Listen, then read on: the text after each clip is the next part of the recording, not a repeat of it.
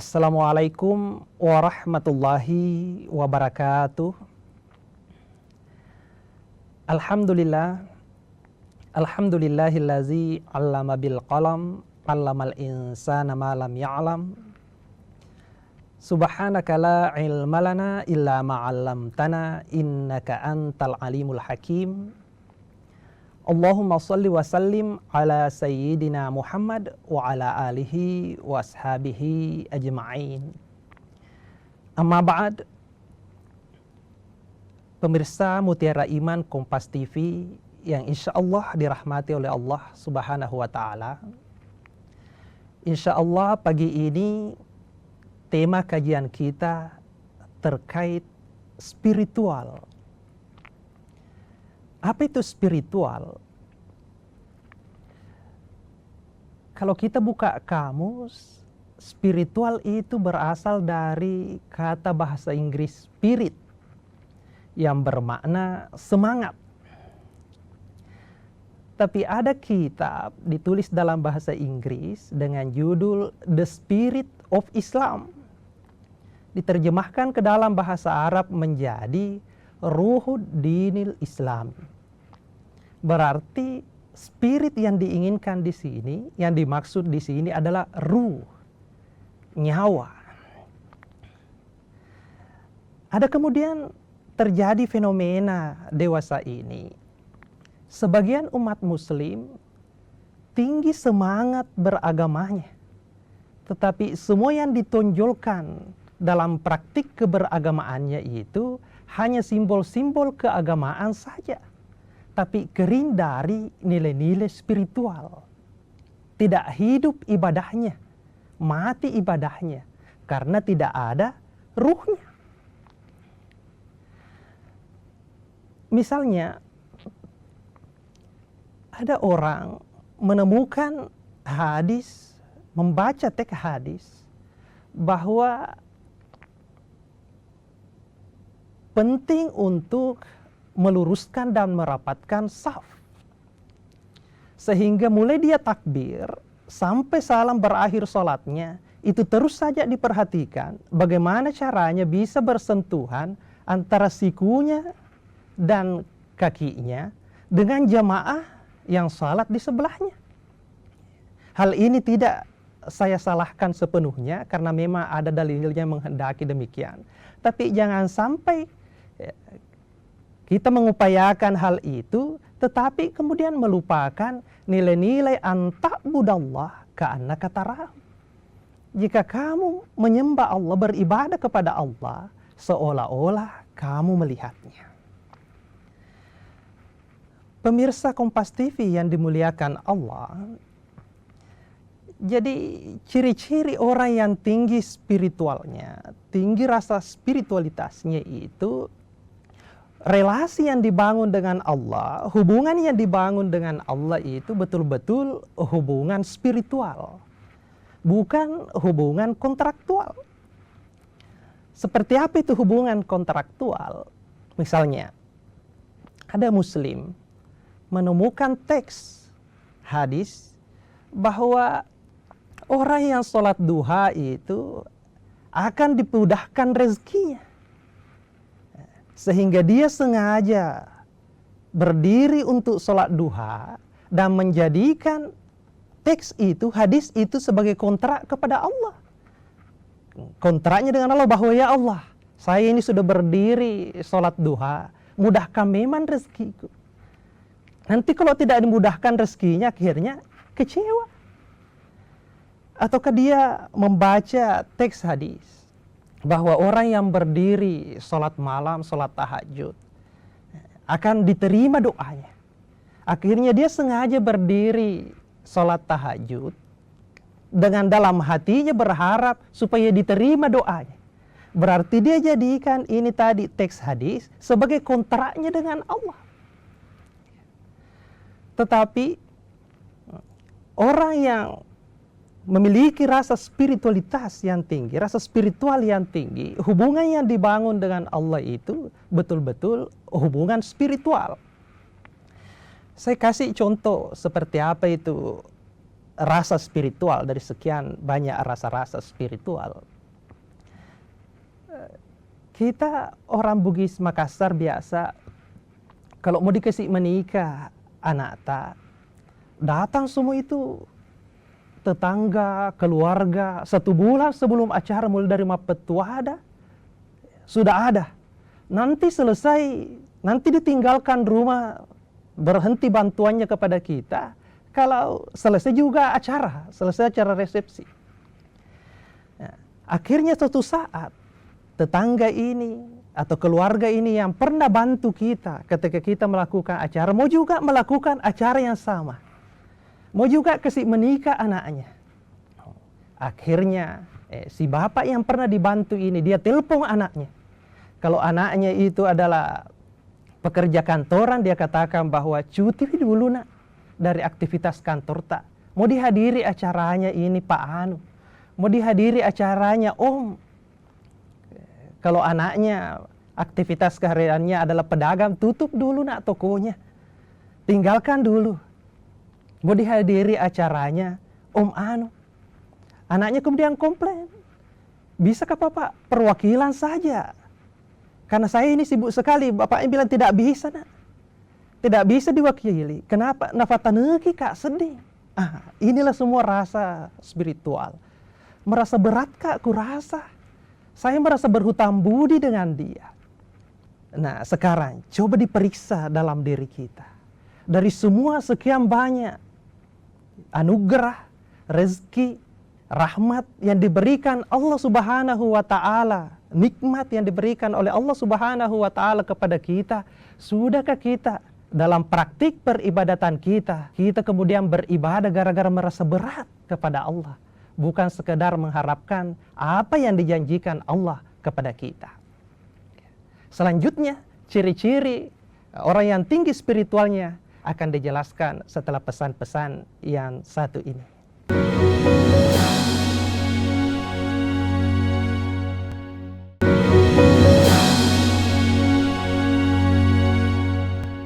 Pemirsa Kompas TV yang dirahmati Allah, kita lanjutkan kembali. Ciri-ciri orang yang tinggi spiritualitasnya itu bila beribadah lebih dewasa dalam beribadah. Seperti apa itu orang yang lebih dewasa dalam ibadahnya? Misalnya, ada anak-anak. Ini anak-anak katakanlah dia berumur 1-2 tahun, 2-3 tahun. Sulit sekali diajak makan sama orang tuanya, sama mamanya. Akhirnya ini mamanya dia iming-imingi ini anak untuk kasih habis makanannya, nasinya 1 piring. Wahai nak, kalau kita kasih habis ini makanan tak 1 piring, nanti mama belikan gula-gula. Akhirnya ini anak, dia sengaja habisi itu makanannya karena mau dapat gula-gula. Tapi setelah anak ini kemudian dewasa, tidak perlu lagi dia diiming-imingi untuk mendapatkan hadiah supaya kasih habis makanannya. Dia akan habiskan itu makanannya, nasinya, karena merasa bahwa tubuhnya butuh karbohidrat, butuh zat besi untuk beraktivitas. Bahkan sekiranya anak ini sudah memiliki penghasilan, seluruh penghasilannya akan dia serahkan kepada orang tuanya ketika orang tuanya kemudian membutuhkan. Tidak lagi dia yang berharap apa yang diberikan orang tuaku kepada saya, tapi dia kemudian berpikir dan merasa perlu bahwa apa sebaiknya yang saya berikan kepada orang tuaku. Begitu juga orang yang tinggi spiritualnya dalam hal ibadah tidak lagi lebih utama mengharapkan pahala. Tapi karena merasa beratnya tadi itu, merasa matananya, merasa berhutang budinya kepada Allah. Oleh karena itulah dia melakukan ibadah. Bahkan semua yang ada pada dirinya, semua pendapatannya akan dia serahkan sepenuhnya kepada Allah Subhanahu wa taala. Ma'asyiral muslimin rahimakumullah. Nah, bagaimana kemudian memupuk rasa spiritual yang ada pada diri seseorang. Kuncinya itu hanya satu saja, sabar. Kata Allah dalam Al-Quran, innallaha ma'as sabirin. Sesungguhnya Allah Subhanahu wa Ta'ala itu bersama, tak terpisahkan dengan orang-orang yang sabar. Jadi sabar di sini sangat penting karena dia merupakan instrumen utama, alat utama untuk merasakan kode ilahi. Mungkin selama ini kalau kita dikasih ujian, sebenarnya itu bentuk gombalannya Allah kepada kita. Ternyata gombal-gombal oleh Allah, tapi kepekaan ilahi itu tadi yang tidak muncul. Menurut Junaid al-Baghdadi, dan ini dijelaskan secara rinci oleh Gurunda Ambo Hajinawi, dan dibenarkan oleh salah satu pimpinan Khalwatiyah Saman, Andre Gurutta Kiai Haji Rusla Wahab, bahwa tingkatan kesabaran itu ada 3. Sabar yang pertama itu disebut sabar. Sabar di sini dalam artian ketika dia mendapat ujian, ketika harapannya tidak sesuai dengan kenyataan, terjadi campur aduk si garu-garu itu di dalam hatinya, berkecamuk. Tapi tetap berusaha untuk mengekspresikan akhlak mulia, tetap tenang, maka dia termasuk tipe sabar yang pertama. Selanjutnya, ketika naik lagi tingkatannya, setelah dilatih dengan kesabaran yang pertama itu, berusaha tetap mengekspresikan akhlak mulia sekalipun harapannya tidak sesuai kenyataan, muncul lagi kemudian istilahnya sabar dalam posisi tepe. Jadi yang pertama sabar, yang kedua tepe. Seperti apa itu tepe? Keimanan, semakin meningkat keimanannya, bahwa muslim yang sabar dalam kategori, dalam level yang kedua ini yang lebih tinggi, kesabarannya itu akan merasakan sifat Allah yang ada pada dirinya, lebih merasakan keadilan Allah yang ada pada dirinya. Misalnya, asa an takrahu syai'au wa huwa khairul lakum, wa asa an tuhibbu syai'au wa huwa syarrul lakum. Terkadang kita membenci sesuatu, tapi ternyata menurut Allah itulah yang terbaik untuk kita. Terkadang juga kita menyukai sesuatu, tapi ternyata menurut Allah itu tidak baik bagi kita. Sehingga orang yang berada pada posisi ini, kemudian dia merasakan keadilan Allah, dia merasakan Maha Ar-Rahman dan Ar-Rahimnya Allah di dalam dirinya, sehingga lebih bijaksana. Ma'asyiral muslimin rahimakumullah. Selanjutnya, kalau naik lagi tingkat kesabarannya ke level yang tertinggi, namanya paham. Jadi tadi itu sabar, tepe, paham. Seperti apa itu paham? Jadi akan datang kepadanya itu paham spiritual, yang disebut dalam istilah agama sebagai hikmah. Famay yu'til hikmah faqad utiyara khairan katsira.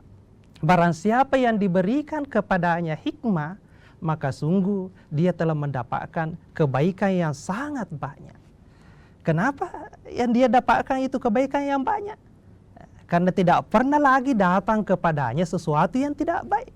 Sekalipun menurut orang secara umum hal itu adalah tidak baik, tapi itu tetap dia nikmati, tetap dia syukuri. Karena itu namanya DC malindru. Jadi kalau menurut orang secara umum datang kepadanya sesuatu yang terbaik, yang tidak baik, bagi dia itu adalah sesuatu yang baik. DC malindru. Inilah dia mendapatkan khairan katsira, kebaikan yang sangat banyak. Karena tidak pernah lagi datang kepadanya sesuatu yang tidak baik. Yang baik-baik saja datang kepadanya. Itulah inna min awliya Allahi la khaufun alaihim walahum yazanun. Sesungguhnya para kekasihnya Allah itu orang terdekatnya Allah, la khaufun alaihim walahum yazanun. Tidak pernah merasa takut dengan masa depannya dan tidak pernah bersedih dengan masa lalunya. Selalu saja bersyukur, bersyukur, bersyukur, bersyukur. Tidak pernah tidak bersyukur. Kenapa tidak pernah tidak bersyukur? Karena tidak pernah datang lagi kepadanya sesuatu yang tidak baik. Anu baik semua datang kepadanya. Walaupun menurut orang secara umum yang datang itu adalah sesuatu yang tidak baik, tetapi bagi dia itu adalah kebaikan yang datang dari Allah. Itu adalah DC malindrung, kebaikan yang tersembunyi. Baik, untuk lebih mendalam terkait dengan spiritual sebagai ruh ibadah akan dijelaskan setelah pesan-pesan yang satu ini.